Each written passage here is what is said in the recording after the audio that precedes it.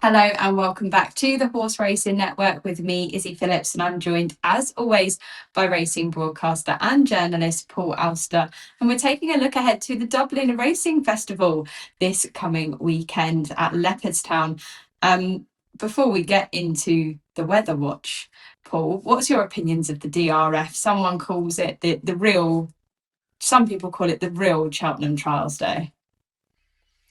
Well, given the fact that most of the Cheltenham races are won by Willie Mullins or very often other major Irish trainers, they've got a point.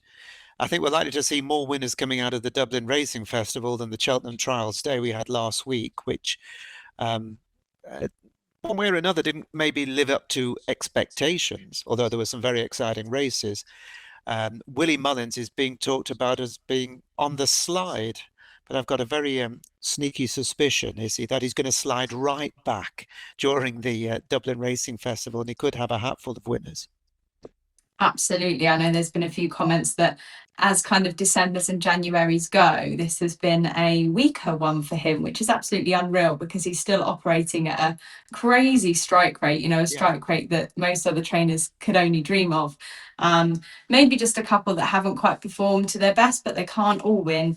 But I think he's probably got a very, very good hand going into the DRF. I'm actually going to the Dublin Racing Festival and I've been therefore keeping a close eye on the weather all week. And at one point, Paul, I thought I was going to have to pack a canoe and a snorkel because it really didn't look good. There was so much No. standing water on the track, but absolute credit to the groundsman at Leopardstown Racecourse, which we'll call it the charm of the Irish because they've managed to get all that standing water off the track.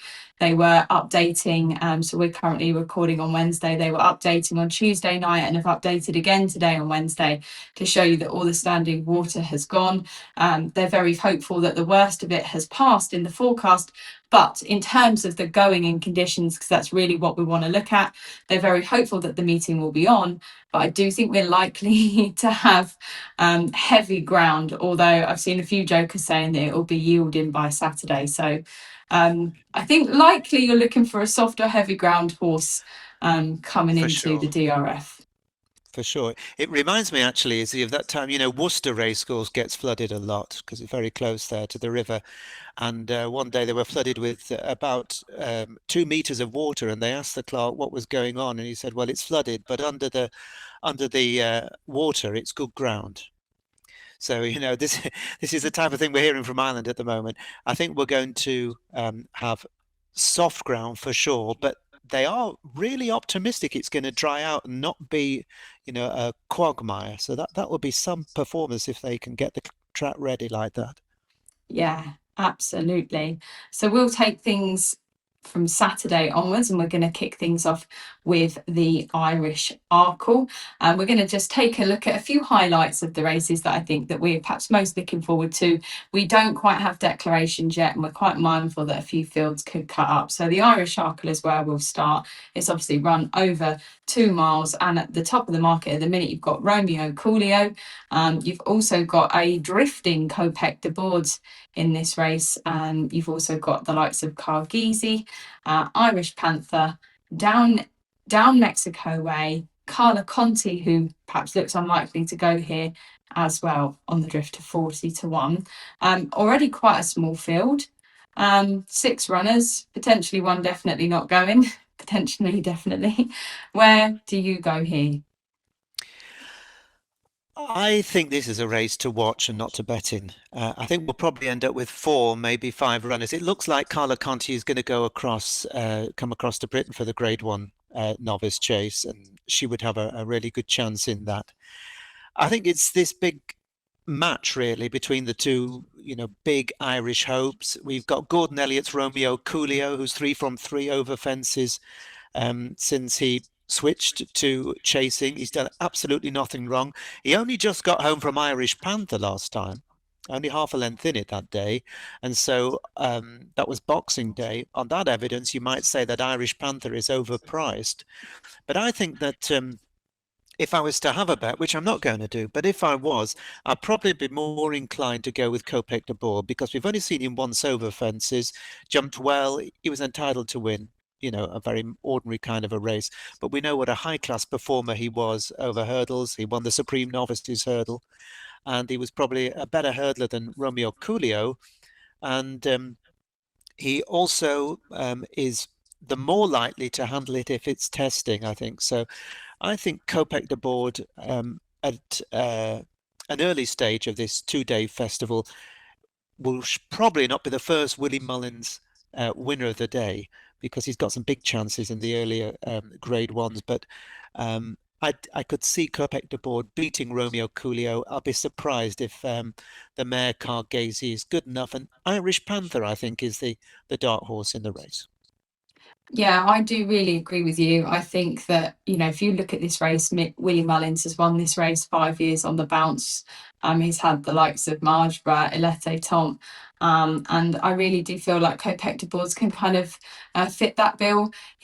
I was really, really impressed by his chase start. I know that, like you say, it was perhaps a little bit of an ordinary field, but I personally think that he's got a fantastic chance to win this. I'd really like to see a strong performance from him to go away and win quite comfortably, mainly because I really fancy Lou Lamba for the Arkle. So I'd quite like a little drift on Lou Lamba and some money to come for Kopek de Boards in that market. So that's what I'm really hoping for. But genuinely, I agree with you in terms of Kopek, especially on the going. Looks to be much better suited to that soft and heavy ground. I don't know what the drift is about though, because I would have said in terms of a matchup, I'm surprised, especially with the form on soft and heavy, that Kopek de Boards is sort of drifting out. So I'm not quite sure what that's about. Hopefully there's nothing amiss there, that we're not aware of. But I think we're all agreed in the Irish Arkle, that's for sure. Which then leads us on to what is really, well, the biggest race of the day. It is that Irish Gold Cup. Top of the market here, we have none other than Galopin Des Champs. Can't wait to hear Jerry Hannon roaring him home. You've got the horse that beat him last time, though, second in the market in Affordale Fury. You've also got Factor File in here. And I really, really hope this horse holds his place. But you've got a Raider from across the sea, the other way around this time, with Haiti Couleur with an entry for Rebecca Curtis. And it does look as if Sean Bowen will be going to ride. So really interesting to see what other rides he might pick up on over the weekend as well. You've also then got I Know the Way You're Thinking, Spindleberry, I Am Maximus, Gaelic Warrior, Fast or Slow, Champ Kylie, Grange Claire West, Lecky Watson, Monty Star, Stella Story, and Firefox. Many of these could just really genuinely line up here. Perhaps we'll see it cut up a little, but I don't think massively. Are you sticking with the champion Galopin Des Champs, or do you think that he's going to lose this crown? I think he's vulnerable. He's still going to take a lot of beating because he loves this track, as we know, and he probably did need it more than they thought when he was beaten by Affordale Fury. Affordale Fury is the up-and-coming horse, but he's still got to prove that he can do it again, and it wasn't a fluke. I've got to say, this could be one of the races of the season. If the majority of these runners stand their ground, including Factor File and another JP McManus runner, I Know the Way You're Thinking, who, of course, won the Gold Cup. The Gold Cup winner's 10-1 at the moment to win the Irish Gold Cup. I know he's run like a drain, his 2 runs so far this season, but I'm sure they've been working him towards the big festivals. This one, Cheltenham, and possibly Aintree or Punchestown. But this is a horse I don't think you can completely rule out, especially as Gavin Cromwell, who was having a very quiet time of things, is actually on his way back. He had a treble last week. There are a couple of horses I think have got chances at decent prices, and one of them is the British Raider, Haiti Couleur. He's around an 8-1 chance at the time we're recording this preview for you. And he just is so progressive. And he's been over to Ireland and done it before, admittedly at a lower level when he won the Irish National last April. We know he goes on testing ground, but he can also handle it when it's fairly decent as well, as he showed last time when he won the Welsh National. He's just getting better and better. And I think he's going to be in there mixing it with them and sure to run well. The other one that I think has got a proper chance at a price is I Am Maximus. the Grand National winner of a couple of seasons ago, and of course, second in the National last year. He ran an absolute belter when he was second to Affordale Fury, splitting that horse and Galopin des Champs. And if it is testing, if it doesn't dry out as much as the ground staff hope, then I think he will really come into his own. The big question I put to you, Izzy, though, is that with so many of these horses also having principally the Cheltenham Gold Cup on their radar, if it is really testing ground, how hard are connections going to push them only 5 weeks out from the Gold Cup itself? Because there'll be plenty that won't want to leave their race behind at Leopardstown. So it really is a fascinating scenario we find ourselves in with all these great candidates potentially for this and the Gold Cup, but are they all going to be giving it an absolute 100%, or will some of them have an eye on Cheltenham in a few weeks' time? I mean, I really do feel like they should all be giving it 100%, but obviously, I think if they do push it too far, they're going to play right into the hands of Dan Skelton and Grey Dawning, who obviously had a relatively light race of things at Cheltenham Trials Day, and for that reason, that they didn't want a really difficult run before the Gold Cup. But I really do feel that if you're in it, you're in it to win it.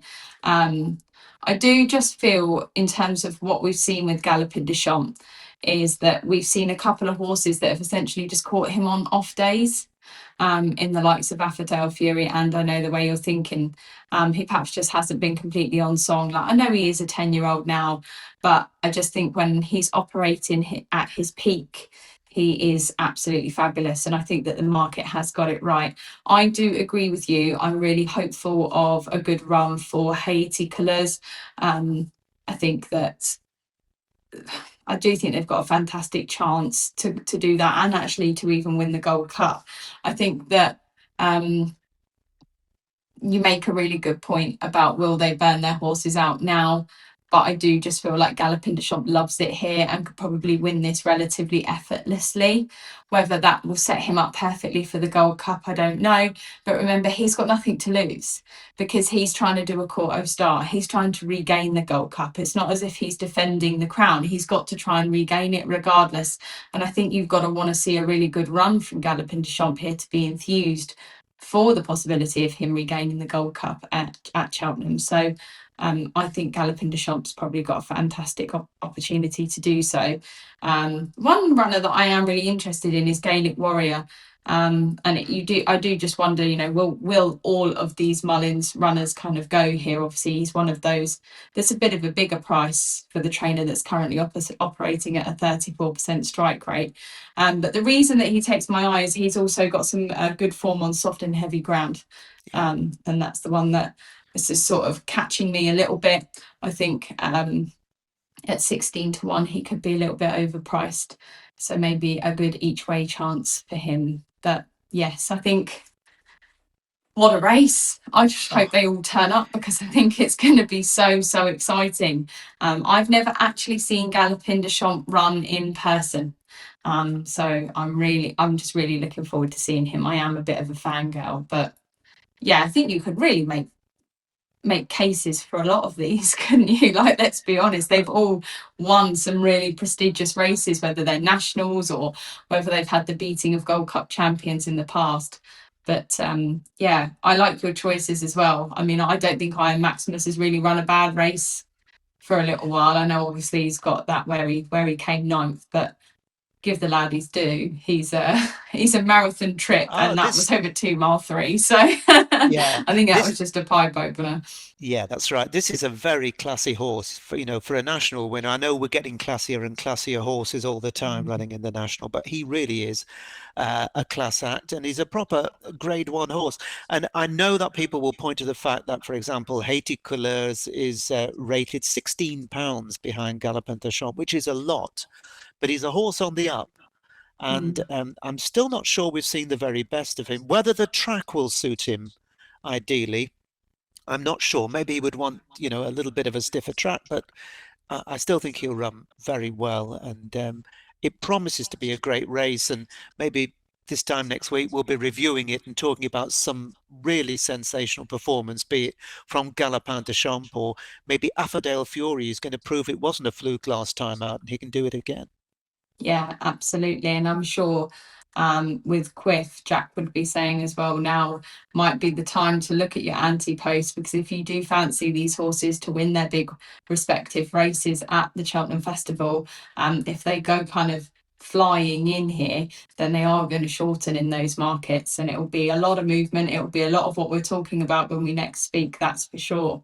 But that does mean it's time to move on to Sunday. In terms of the weather, it's going to be quite a dry day on Saturday. There's not a lot of rain around, so that ground at Leopardstown probably will be drying out. I mean, we've seen how quickly it's dried out already from being basically waterlogged to not waterlogged, for want of a better phrase.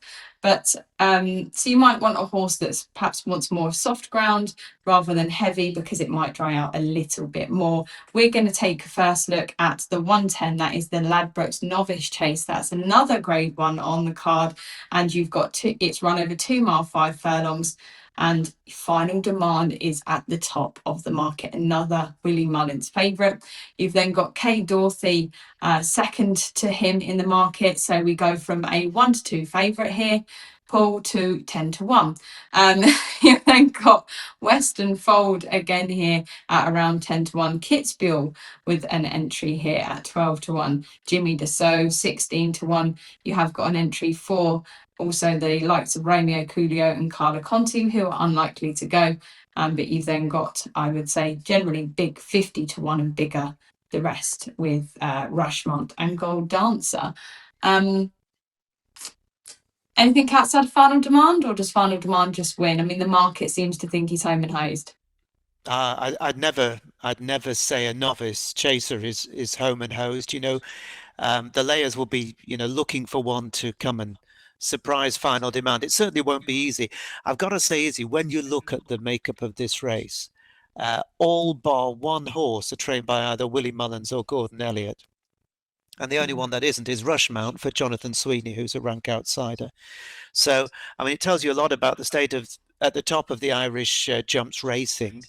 It's completely dominated by 2 major stables, plus maybe Henry de Bromhead, Gavin Cromwell and Joseph O'Brien, and then just bits and pieces for everybody else. Whether that takes something away from the race, is something people will have their own opinions about. But I'm sure every horse that does run is going to run on its merits. Final Demand has done absolutely nothing wrong so far. I wouldn't want to take the odds on. First of all, I would say I don't think Kitzbühel's going to run. That's going to go to Sandown. It's favourite for the City Isles Novice Chase. So Yeah. I think that's one that isn't going to be in the market. That's why they're offering 12 to 1 or so at the moment. But Kate Dorothy, on a line through a horse called Wingmen, doesn't have much at all to find with Final Demand. There really isn't a lot in it. And Kate Dorothy is a horse that is very much on the up as well. It's only a 6-year-old, a year younger. And I wouldn't be at all surprised to see this one go very, very well indeed and really serve it up to Final Demand. It's another race I wouldn't want to be having a proper bet in, but if I was forced to have a bet with your money, I'd probably have a little bit on Kate Dorothy, just in case Final Demand doesn't deliver. I really do fancy Final Demand, and I think the fact that he's got form in that softer conditions is probably playing into his hand quite a lot in terms of his current price. But one I think that could run quite well against him and perhaps push him a little bit is Western Fold. Now, I know we mentioned obviously you've got Gordon Elliott, and we mentioned at the top of the show that Willie Mullins' form figures are on the slide. I mean, Gordon Elliott's had 4 winners out of 60 runners and currently on a 7% strike rate. I know I personally still prefer that 34% of Mullins, even if it is in decline. But I do think Western Fold has got a nice little chance here. If you go back through some of his more historic form, he shouldn't have an issue with soft and heavy conditions. In his last race, he was actually run over 3 miles, and he's dropping back in trip a little bit on this occasion, which I think will suit him. And I think he could be quite a nice horse to potentially make up the forecast is probably what I'd be looking to do here. I'd do it reversed in the same way as you, Paul, just seeing whether he could spring that surprise. Well, Western Fold is an interesting horse because I think he's going to make the running. Assuming he shows up, I think he's going to make the running. And as you've pointed out, and it's a good point, he took on more experienced horses than novices. He took on Envoy Allen last time out. He was only beaten 5 lengths over a trip that was too far. And prior to that, he'd beaten Affordale Fury, who, of course, went on to win at Leopardstown at Christmas. So the form is very, very good. And on official figures, he's only got £1 to find with final demand. So I suppose from that angle, it's almost a no-brainer, isn't it, to do that reverse forecast one way or another. But those two and Kate Dorothy, I think, are going to be head and shoulders above anything else. And I'm not sure there will be too many runners that actually stand their ground at the end of the day. That's going to be quite a small tactical field, that one, that's for sure. Hopefully, we get a few more runners though in the Dublin Chase that follows at 2:10, and that's run over 2 mile, 1 furlong. And in here, I really think you've got the sorts of horses that are probably going to be aimed at that Champion Chase at Cheltenham, and then that for that reason, at the top of the market, you do have last year's Champion Chase winner in Marine Nationale. You've got the jumping barge that is Margeborough. You've got Solness in here, who was a winner last time out for Joseph O'Brien. I'm absolutely so excited about this next entrance, Paul, because you've got the 12-year-old Energumen currently with an entry here, which is great to see. And then you've got Founder 50, who's obviously got a double entry because we've already mentioned him. And you've also got Only by Night and Seneca making up the field at 100 to 1. I feel like I'm just being really boring and going from the favourites. Again, I really think Marine Nationale is going to keep the Champion Chase. Now, I I know that Barry Connell has made some quite bullish comments about the likes of John Bon, just saying that, everybody beats John Bon. Are we going to be saying, is he going to be quite as bullish after the performance of Marine Nationale? I do think so. I know we did our horses to follow before, Paul, and I actually had Margeborough. I do still really love Margeborough, but I do think I'm going to end up with heart issues following him with his jumping, because it really is a bit of a concern. And I actually did end up backing Solness last time out. It's got really, really great form at Leopardstown. I've probably got it down to Margeborough. I've probably got it down to Marine Nationale and Solness. What about you? I think you've summed it up spot on, actually, there. Is it? Job done. Let's do the next Yeah, race. I'll be, I'll, I'll be with you on that because I don't think I could ever back Margeborough. I mean, we know he's a very good horse with a lot of talent, but his tendency to make a mistake, at this level is always going to be a concern.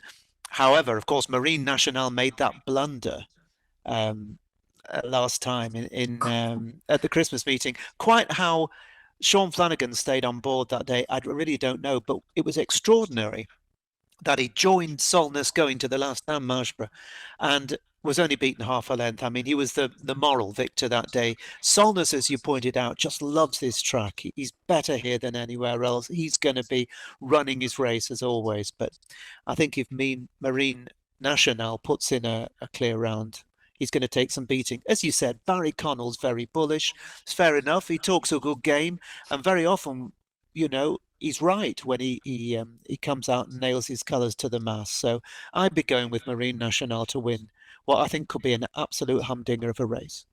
I know we've spoken a little bit about the fact that that the ground might dry out even at that little bit further on Sunday. But one thing to note about both Marine Nationale and Solness, for that matter, is that they haven't run on anything softer than soft for quite some time.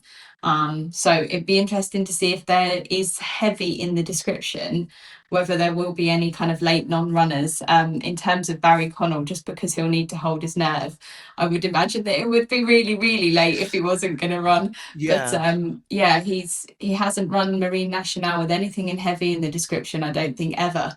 And for Solness, if you go back to try and find heavy in the description, I think you've got to go back to, well, this is the 25th of September 2023. Mm. So I think they'll well, run.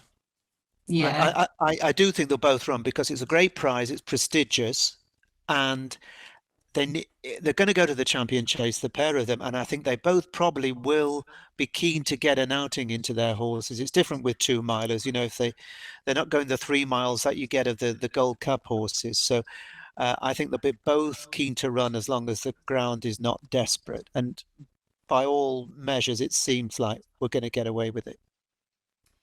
And we mentioned earlier that we really felt that that Irish Gold Cup could be a real highlight if all the horses turn up. I think that we're probably going to be able to say the exact same about the Irish Champion Hurdle that takes place at 3:20 on Sunday. It's run over 2 miles. It's going to be hurdling thick and fast. And at the top of the market, we have one of my favourite horses in training, that is Lossiemouth.